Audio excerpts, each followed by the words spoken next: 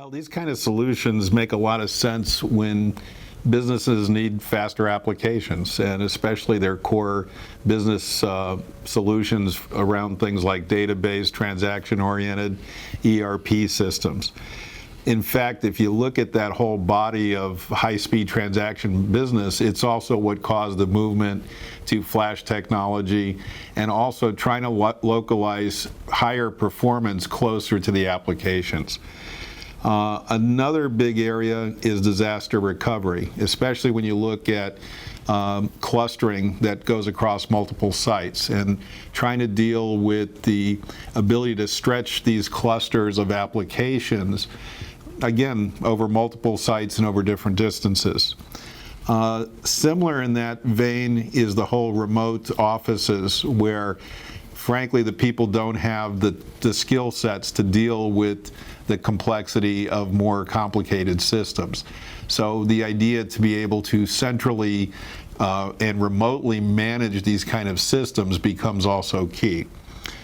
And I guess in the end of this all, you know, if I look at DataCore, not only can I address the faster applications by doing things like caching and integrating flash, but I can also do things like auto tiering so that I know that the performance is close when you need it, but if you don't need that performance or that high expensive technology, I can also use the SAN to support that, or the cloud.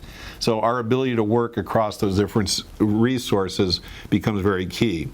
In terms of the disaster recovery and metro clustering, our software basically lets any storage work across that, and you don't have to have the same kind of storage in one location or another location.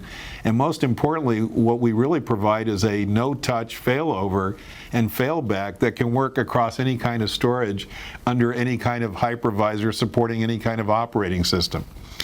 When you go into the remote offices, one of the things we saw was places like restaurant chains, where again, they don't have the skills at those local offices to manage the systems, yet they still need high availability systems. So I can make it highly available and I can have a low cost footprint in those deployments.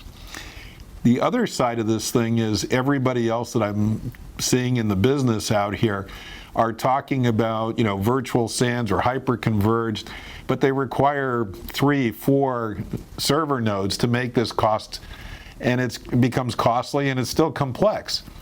With DataCore, you can do all of this with a couple of nodes, and more importantly, we bring it all together. So if you really want hyper-converged, you can have that, but you can also integrate the SAN, you can integrate the cloud.